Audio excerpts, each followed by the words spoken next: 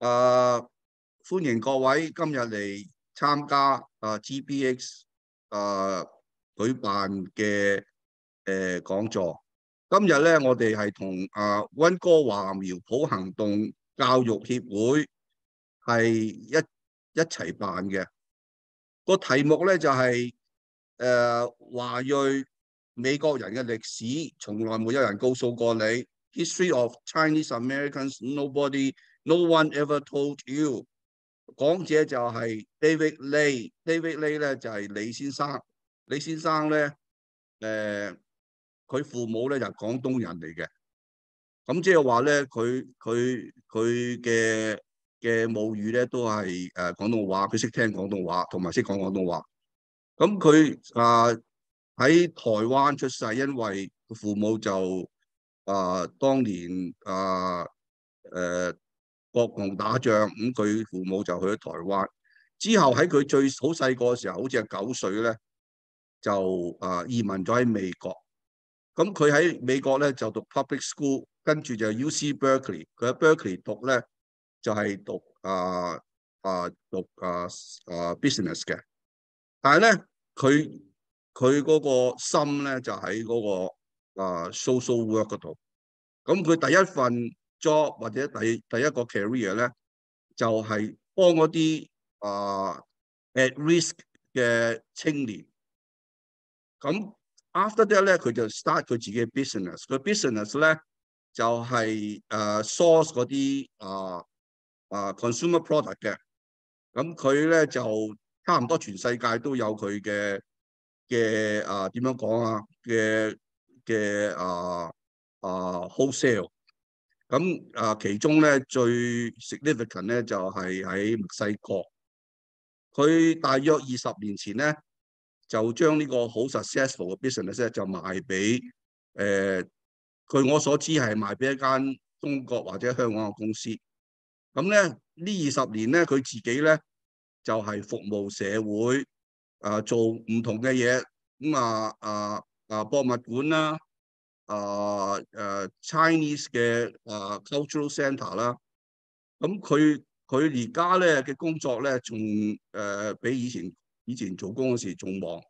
最近咧2019年咧 UC Berkeley 咧就俾個 recognition 佢，同埋請佢係 keynote speaker 喺個畢業禮度。咁亦係個 topic 咧同今日咧亦係有關聯嘅。其中一樣嘢我就想 mention 咧，就係美國有一個好 significant 嘅 organisation 叫做 Committee of 100， 100個華人領導嘅人物，咁就 form 啲 organisation。最近咧就有一個survey， 睇下中國人喺美國即係邊一方面最重要嘅。咁David 咧同佢哋咧攞到一半數嘅 survey 係David 去做嘅。咁 anyway， 咁我今日就俾David 講history of Chinese Americans。 Okay, it's your turn, David. Okay, share screen 你睇到嘛？ Okay. Are you seeing the screen? Yes. Hello. Okay.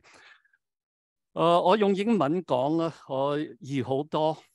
用英文講，我係姓李嘅，我父親佢就用 LEI。That's the Cantonese pronunciation or spelling of Lei. So the history of Chinese in America is mainly California initially, but I'll start from the beginning. Even before that, the American Revolution started in 1776. It was concluded in 1784. The treaty was signed in 84. So America, after the Civil War, was in debt, owed a lot of money because of the war, and they just beat the most powerful country in the world, England. And England then said, well, you just beat us. Hello? Okay. So the England says, you just beat us, but then now we will not allow you to do any business with our empire. So England had control almost the entire world. There's only one major country, China, that was not under England's control at that time, 1784. So the US sent the Empress of China, shown here, the ship, in 1784, February 22nd, George Washington's birthday, to China. It did not make it back until May the next year, but it was very successful. So it created this trade that made America wealthy, at least some of the merchants. Here's some of the merchants that were involved with this China trade. These are all the big names in the East Coast, the old money. Today we call these this group of people old money, but in 1784 and the late 1700s, this was new money. And they did this by importing opium to China, because initially America was shipping ginseng, fur, and even ice, shipping ice to China in exchange for tea, porcelain, silk, and so on. But pretty soon the balance of trade, China didn't need all these things, not that much of it, and demanded silver. And the US and England and all the other countries were running short. At this time, China produced about a third of the world's gross national, the world's national product, the world's gross national product. But when the opium started coming in, China had to buy the opium with silver. So the whole world shifted, the economy shifted more to the West. So all these people were selling opium in exchange for the goods the US wanted from China, and a lot of them did very well. And eventually, most of them became philanthropists. And so we don't remember in America about how they got their money. There was one person that did not want to trade opium, a person named Oliphant, not included here. He felt it was immoral to addict the Chinese to opium. However, on the other side, he was selling Chinese coolies to Peru. So he thought that was okay, but opium was not okay. I want to show this next picture. On the left is what the West known as Hao Kwa. He was the head of the 13 Hong, Subsam Hong, and he was the wealthiest man in the world because all the business with China went through him and the 12 other Hongs. And then John Murray on the right, John Murray Forbes on the right, he was very important to Ho Kwa, and Ho Kwa treated him like a son. It was Ho Kwa that gave Americans credit. They could buy the products with credit, and he financed a lot of the Americans. He liked the Americans because, unlike the British, the Americans didn't have an army behind them. Whereas England had military power behind them. At the time, the US did not.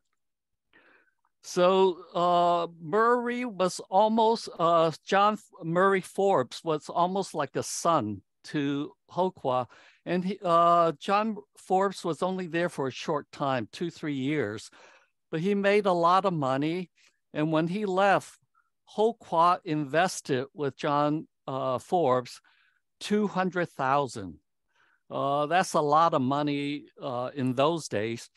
And Forbes invested in the railroad in Chicago and Michigan area and developed that whole area.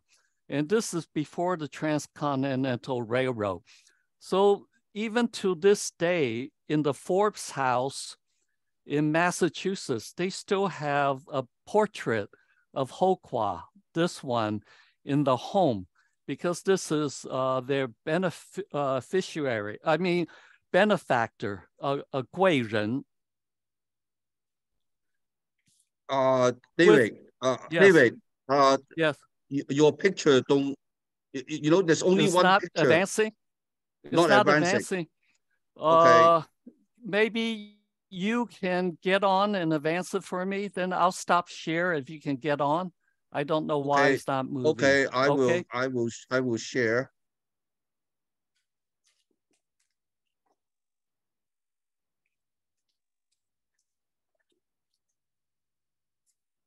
Go back to the beginning. More. How about here? No, keep going up. Keep going up. Keep going up. I think I'm only, okay, here, stop. Click on one. Click on the one you have. Okay, those are the people that traded, the early old China hands that traded with China. Next. On the left is Hokwa, the richest man in the world. And China actually invested in America, helped finance America very early on.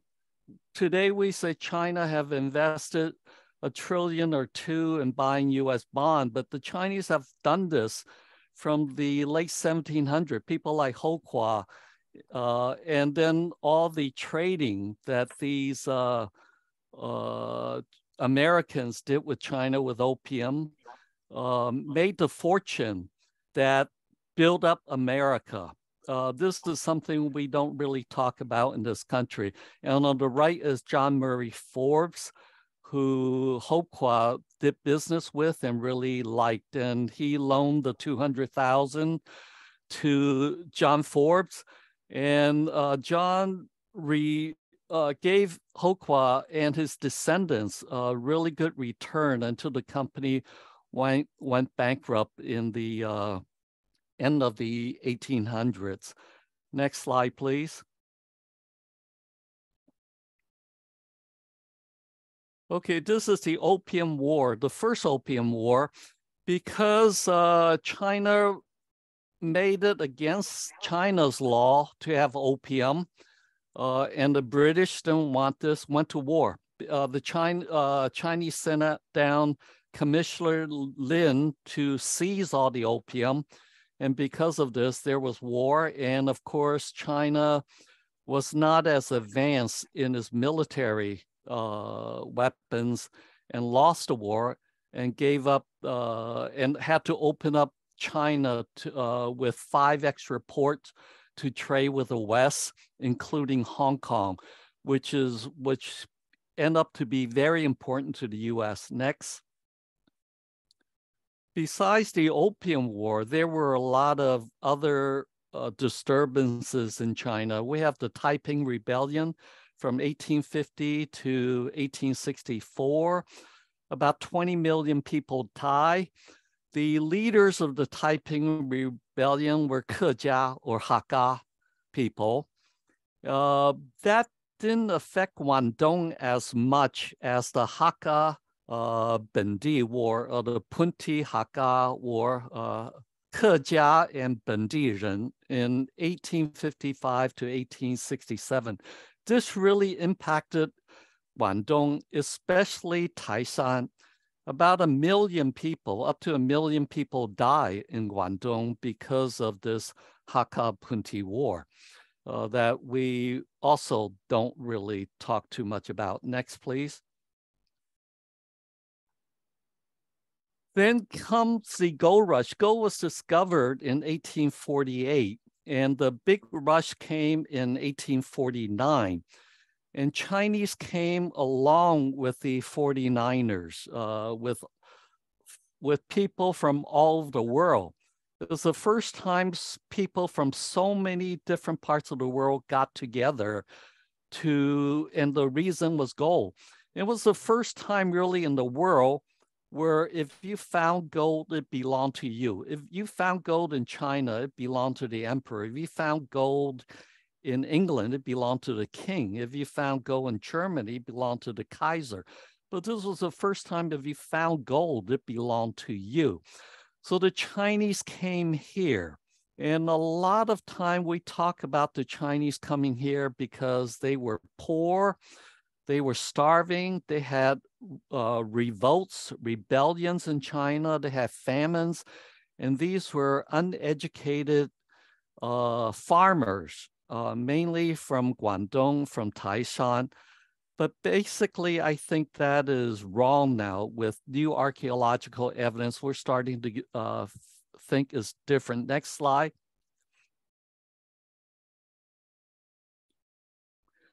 So the Chinese did come, and now we're finding out that the Chinese were oftentimes the majority of the miners in any one area. Now, there were discriminatory laws that the Chinese could not place a claim. Only white people can place a claim for the rights to mine. So the Chinese had to buy the claims from whites or rent from whites. But we found that the whites usually, they would mine by themselves or one or two people or a few partners. But the Chinese work in groups that they call 公司. Is a term that's borrowed from the 公司 in Borneo, Indonesia, where the Chinese were there 200 years before gold was discovered in California. And we're finding out that they're doing industrial style of mining, very organized, 10 to 30 people. And they would do hydraulic mining, like on the upper left. And if you look at the bottom right, they're really moving a lot of dirt. And the whole thing about placer mining, the basic kind of mining, is to separate the dirt from the gold to get to the gold. And the Chinese knew about mining, and I suspect it's the Kejia that knew mining because they were the miners in Malaysia, Thailand, Indonesia. The farmers in Taishan, they did not know mining. The farmers, well, first of all, passage to America was about $50. That would be a whole year's wage in Taishan, in Guangdong. So a farmer, would he really invest a whole year's wage to come to California to do something he knows nothing about? So this is one of my theories, but we now know the Chinese were doing this industrial mining, and they would spend up to $6,000 for a claim. In those days, $6,000 would be equivalent to $170,000 for a small claim, which would be the size of less than an acre.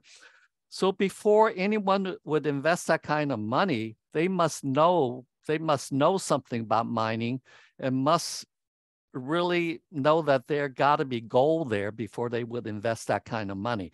And the Chinese knew the gold was not just by the side of the river, it was underneath the river. So they would dam up the river and then built sluices like you see on the bottom left, channels to move the water to separate the gold from the dirt. So it was very industrial style of mining, something that we're just finding out about now. Next. Next slide. Is it moving? Oh, here we go. One thing that few people understand or know is that for California in 1849, Hong Kong was the nearest port. A lot of people think the miners came and were supplied from the East Coast. Well, it took half a year, 6 months to walk across the continent.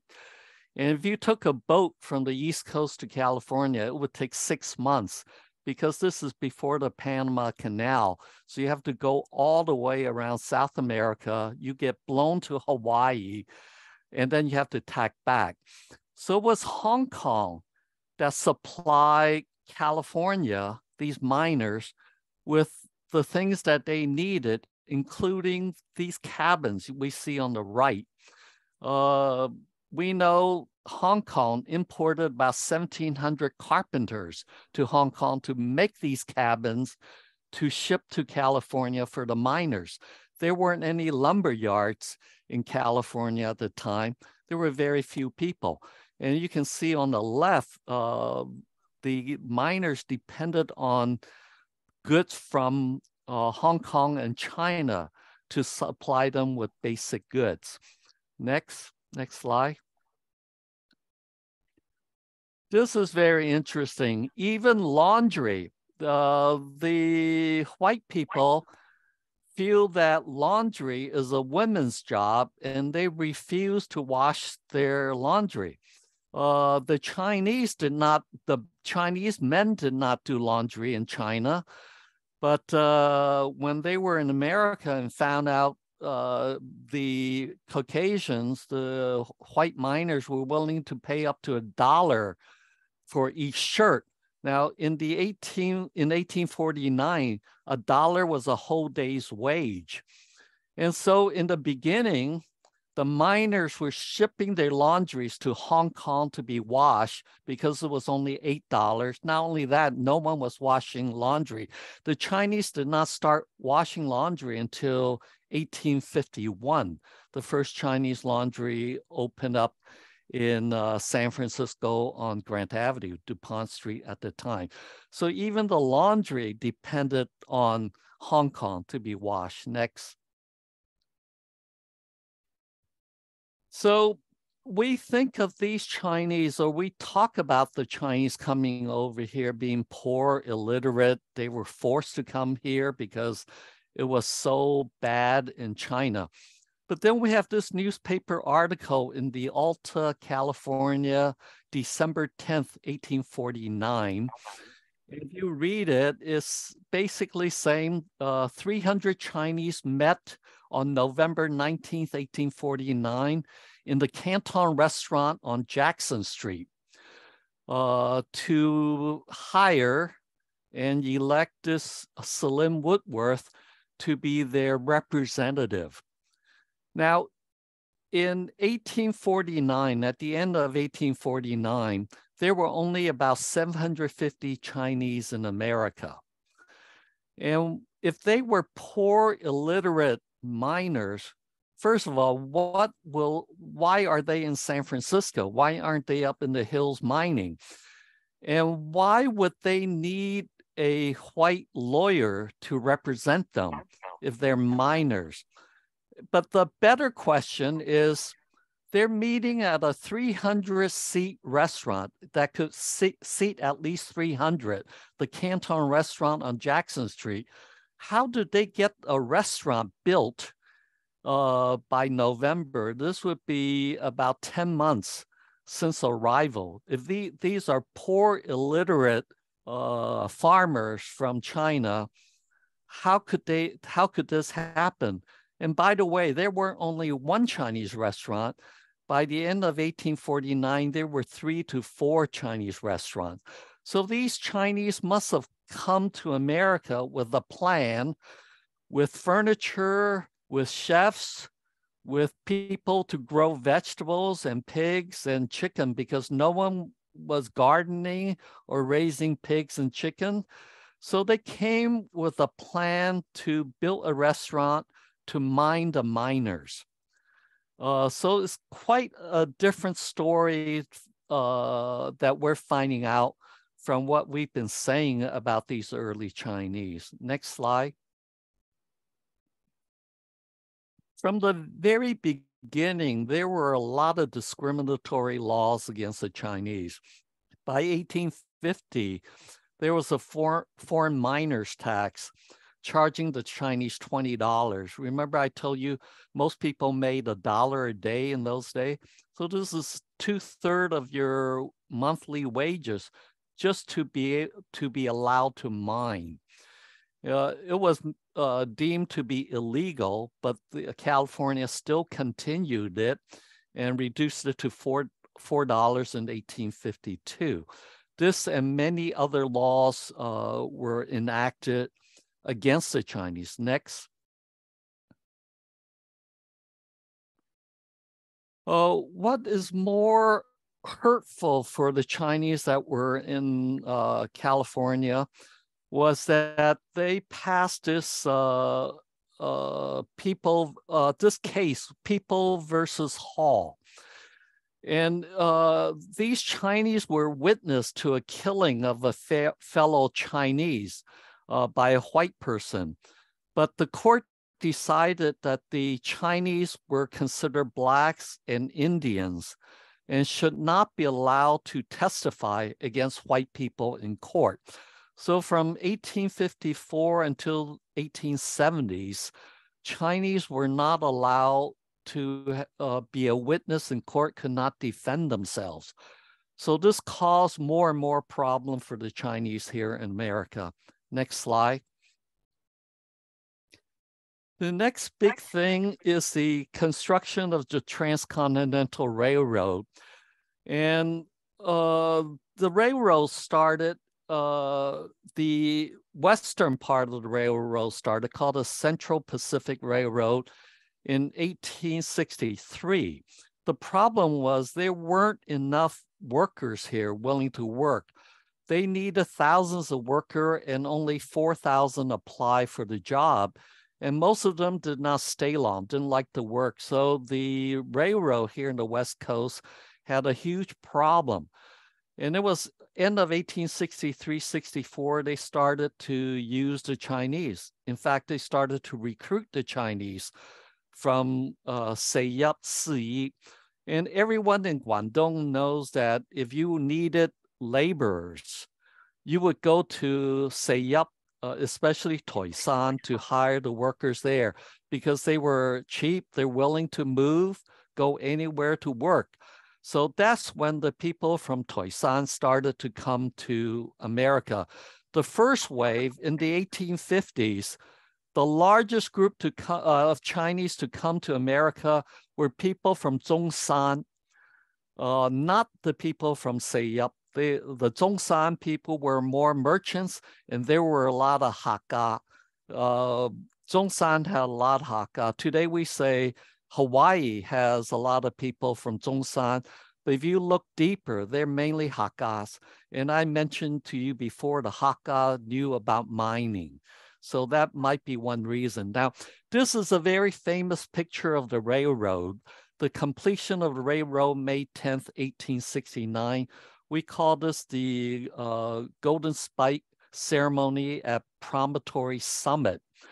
And a lot of Chinese Americans say there are no Chinese in this picture. Well, now Stanford says there's Chinese here because we can tell by the clothes he's wearing, and this person here could be Chinese from the clothes he's wearing. But this picture is posed. It's not the picture of the actual ceremony. We know that because they had to put in the last two rails symbolically, one for the east, one for the west. The rails were 28 feet. So the rail cars were, the rail engines were at least 60 feet apart. Here, when you see the engine together, that means it's after the ceremony. The two people shaking hands are not the head of the railroad who were there, Leland Stanford and Thomas Durant. These are the engineers who helped build the railroad, but they're not the top people.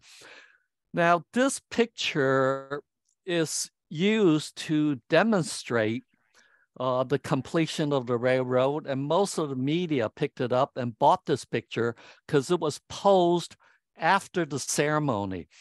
And the picture taking in those days took long exposure time, 3 to 5 seconds. So the photographer probably shouted out, "Everybody stand still for 5 seconds." Most of the people understood English and did not move. The people out of focus here, the Chinese, they did not understand, so they moved. So the Chinese are included here. We know there were 8 Chinese selected for the ceremony. Next slide. So here is the actual ceremony. The rail cars are apart, and the Chinese are putting in the last two rails. And we can see them by their clothes. So the Chinese were there. And at the time, that picture, the picture before this that I show, the Chinese were invited to James Strobridge's car. James Strobridge was in charge of construction for the Western section, because he invited the 8 Chinese that were at the ceremony to his car, and he invited the other VIP to toast the Chinese and to thank the Chinese, saying without the Chinese, I could not have done the western portion of this railroad. And we have 2 newspaper articles that mention this. Now, the railroad, instead of bringing good business to California, it brought the Depression. Instead of, there was a depression in the East Coast by the 1870s. So it brought a lot of people to the West Coast to look for work. Before it took 5 to 6 months to get to California from the East Coast, after the completion of the railroad, it was only 1 week. So it was very easy for people to come, and this became a problem. Can I have the next slide, please? So it ended up, we had a national recession, depression. And in 1870, in North Adams, Massachusetts, Eastern Massachusetts, that's where they made shoes. The largest shoe factory in America at the time was in North Adams, owned by a person named Calvin Sampson, mainly Irish workers. And the Irish went on strike. And what to do? Calvin Sampson heard the Chinese knew how to make shoes, and the Chinese did own shoe factories in San Francisco. So he sent his manager to San Francisco, recruited 75 Chinese, and took the rail to North Adams, Massachusetts. Here they are on the bottom. You see pictures of the 75 Chinese that were hired in June, July 1870, and they took a picture on arrival. And it was a 3-year contract for $35 a month, including room and board, and it turned out very well. This is the first time Chinese were used to break strike in the East Coast. Besides this, there was another group that went to New Jersey, Bellevue, New Jersey, to work in a steam laundry. And it was people from Bellevue, after they completed the contract, that went to Boston and New York and started, and same with the people that work at Sampson's shoe factory. After 3 years, the contract was over. Many of them ended up in Boston and the East Coast, and we started having Chinese in the East Coast opening laundries and restaurants. But this became a problem because the branding of the Chinese then became one that you hire to break strike. Next. So the Americans started to push back, and these are mainly the poor immigrant that came to America, mainly the Irish. The wealthier Americans actually liked the Chinese, as they liked the cheap labor for their factories, and they liked having Chinese for servants. But the poorer elements of American society had to compete with the Chinese for jobs. And they started to lynch the Chinese in 1871 in Los Angeles. 17 Chinese were lynched. In America, we tend to think lynching is the racist whites against the blacks. And many blacks were in fact lynched.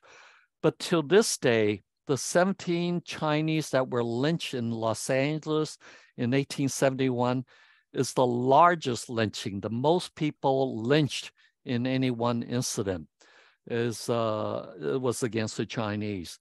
Next slide. And this is Dennis Kearney with his Workingman Party, 1877 in San Francisco, mainly Irish. Dennis Kearney was also an Irishman, but he found it very easy to get workers to be against a monopolist, against a big wealthy industrialists by blaming the Chinese, because he felt without the Chinese, these industrialists will not be able to build up the wealth, and they will have to hire union people and hire the Irish. So he rallied the poorer elements, the working men, and started the Workingman Party to the point where they control a third of the California legislature, and they pass laws against the Chinese that no California corporation can hire a Chinese. This is by 1878. No California corporation can hire a Chinese. No government entity can hire a Chinese, and many, many other laws against the Chinese. Next. So in the media, there were things like this saying the Chinese will inundate the West Coast and eventually all of America. Today, similar to what we have in the replacement theory, that the Americans, they will be replaced by all these foreigners. Next.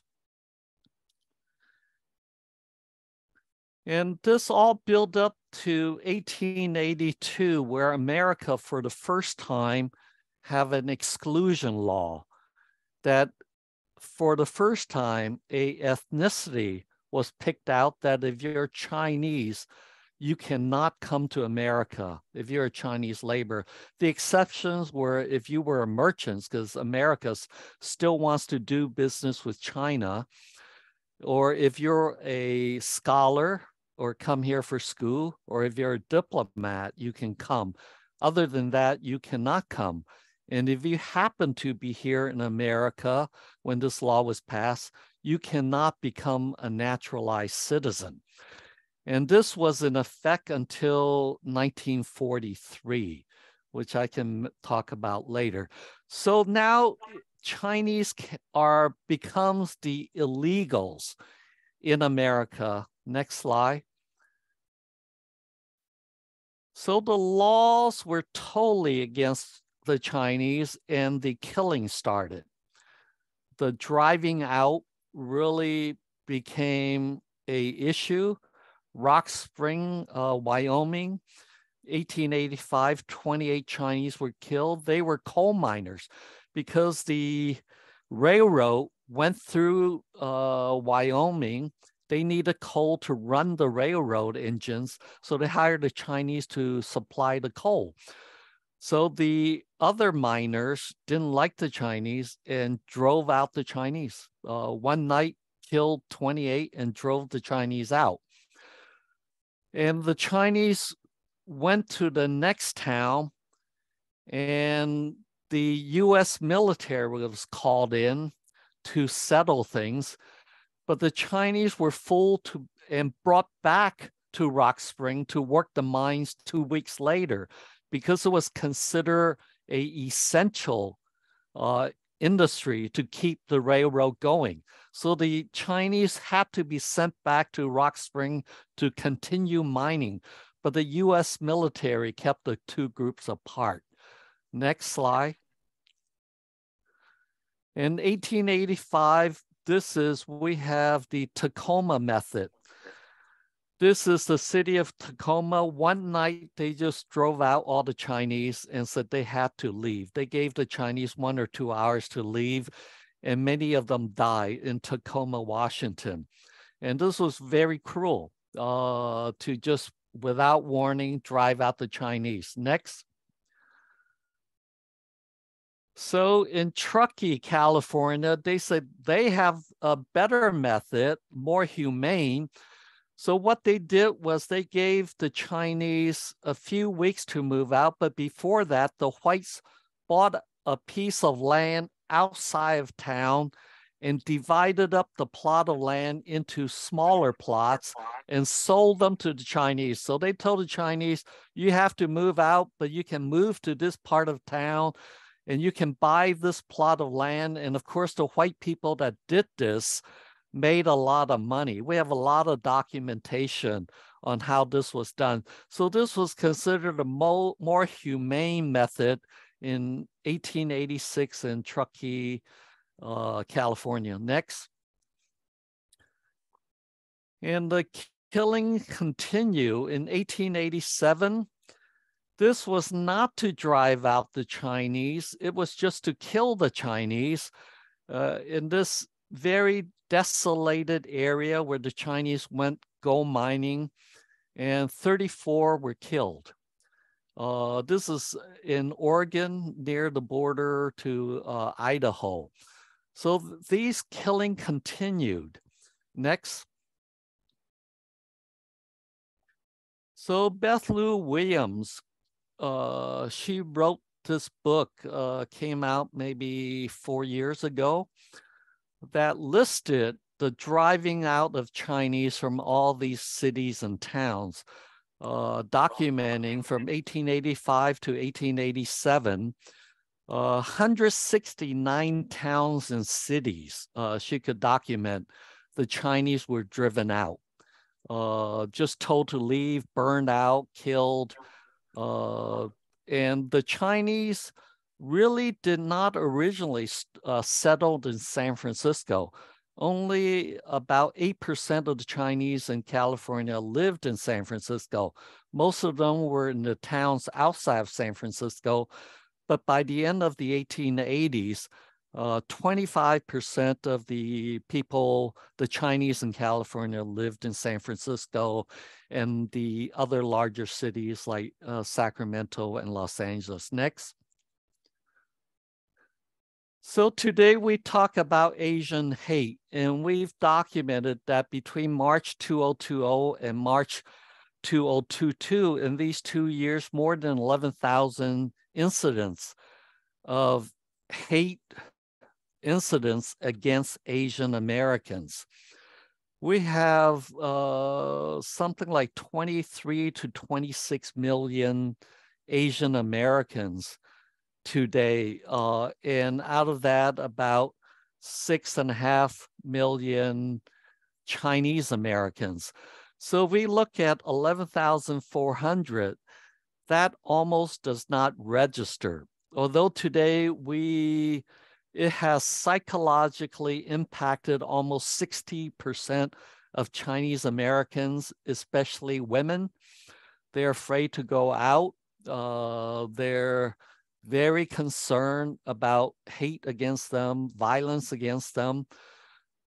But really, the number of incidents almost does not register if there's 6 million Chinese Americans. It's still an issue, but I think many of these, compared to what it was like for Chinese in America, really does not register.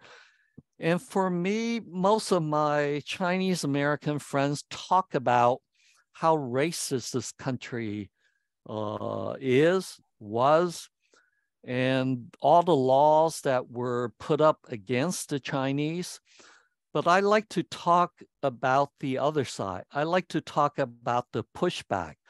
A lot of people say the Chinese contribution to America's building of the railroad. I said, we really only supplied the labor for building the railroad. We didn't do the financing, the engineering, the management of it. We only provided the labor. But our contribution to America should be really our pushback against these racist laws. And we changed these laws and made America better than what it was. Next slide. So the first law I want to talk about, the first pushback, is the Tape versus Hurley. The tapes were Chinese, picture here with their 3 children. Their oldest daughter, Mimi, in the middle, wanted to go to school, and the nearest public school was Spring Valley. So Joseph and Mary took Mimi to the school, and Mrs. Hurley, the principal, says, no, we don't let Chinese into this school. So they sue, and they won in California State Supreme Court.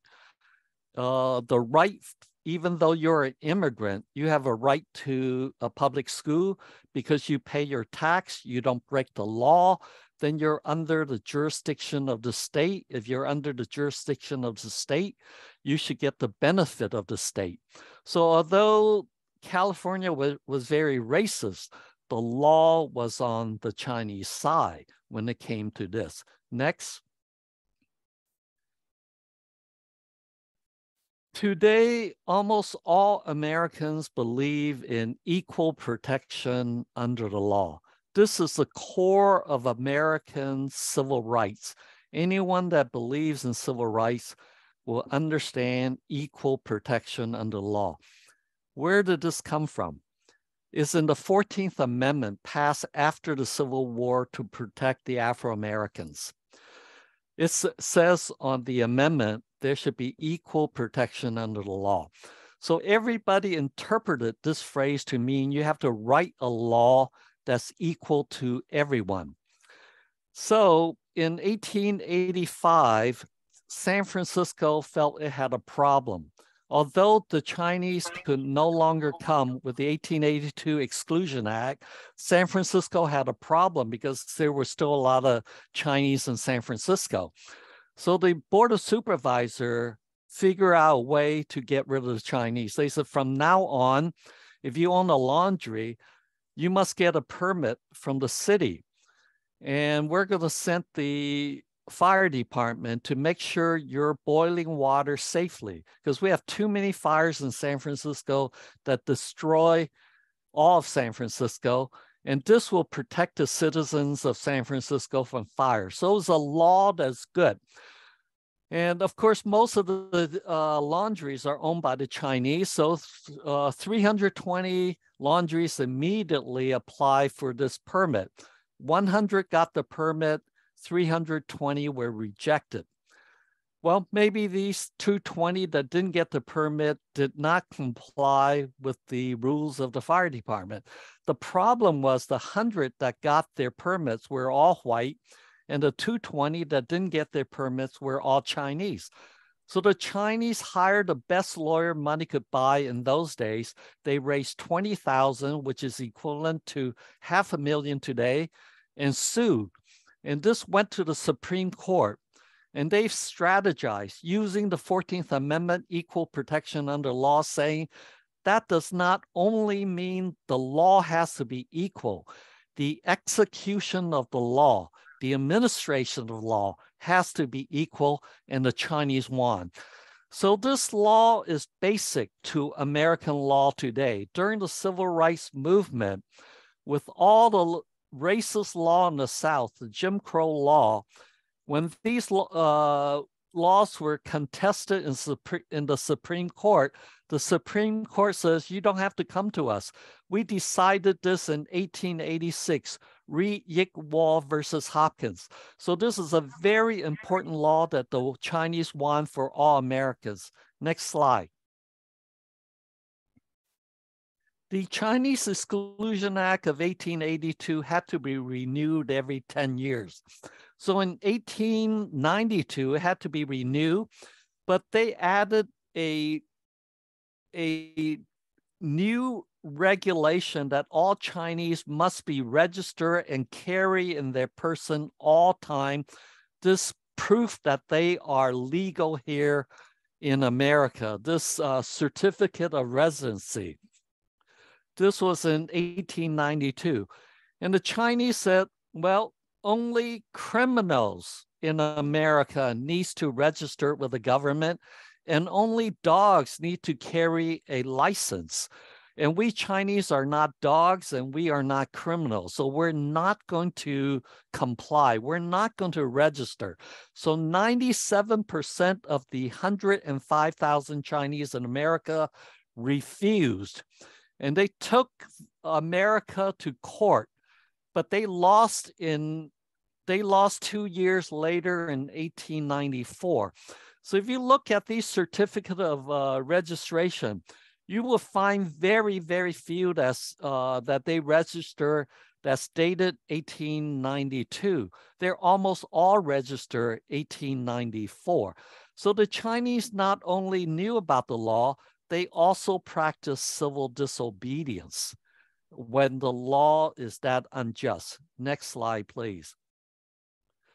What makes you an American is to be born here in America, but that was not always the case. The 14th Amendment says, if you're born in the United States, you are a citizen. But in 1896, when this Wong Kim Art, he was born in the United States, went to China. When he came back, they said, we have the Chinese Exclusion Act. You're Chinese and you're a laborer. You cannot come to the United States. He says, but the 14th Amendment says I'm a citizen. They said, yes, but your parents, they were immigrants and they were ineligible to be citizen because the Exclusion Act says even if you come, you're ineligible to be a naturalized citizen. So the question was, can a person born of parents that were ineligible to be citizens, can you be a citizen even though you're born here? And the Chinese community with the sixth company, that's the Zhonghua Huiguan, helped him to go to the Supreme Court and won and settle once and for all. If you're born in America, you are a citizen. So even becoming a citizen, birthright citizenship in America was a Chinese case. Next. Here we have the Persian Chinese. These were Chinese that helped General Pershing when America went to Mexico to capture Pancho Villa. When he was unsuccessful in 1917 to capture Pancho Villa, he came back to the US because US got involved with World War I in Europe. So he came back and he brought back the Americans, the Mexicans that helped him, and he tried to bring back the Chinese with him to America because the Mexicans will kill all these Chinese that helped the Americans. Well, at the border, immigration says everybody can come into America except these Chinese because we have the Chinese Exclusion Act. Pershing, with his 10,000 soldiers, says, no, these Chinese helped us.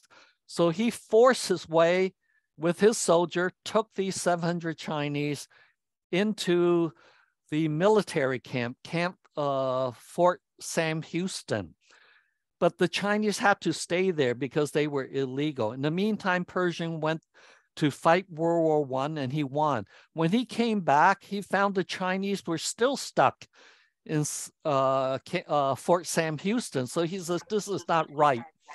People to help us, we must find a way to allow them to come to this country and give them political asylum. So he went to Congress and passed Public Law 29 to bring about political asylum to the United States.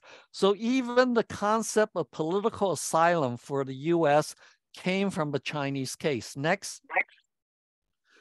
Most of us in America knows about the Miranda Act. If you're arrested, you're read your rights. You have the right to remain silent. You have the right to a lawyer. If you don't have money for a lawyer, the government will give you a lawyer. Where does this come from? The Miranda Act is a Supreme Court case in 1966, but that whole case was based on a Chinese murder case in 1919, where the Washington, D.C. court decided you cannot torture or take away the rights of the defendant, which is what they did to the Chinese defendant. They tortured him, did not give him food, did not give him medical help, and did not give him a lawyer.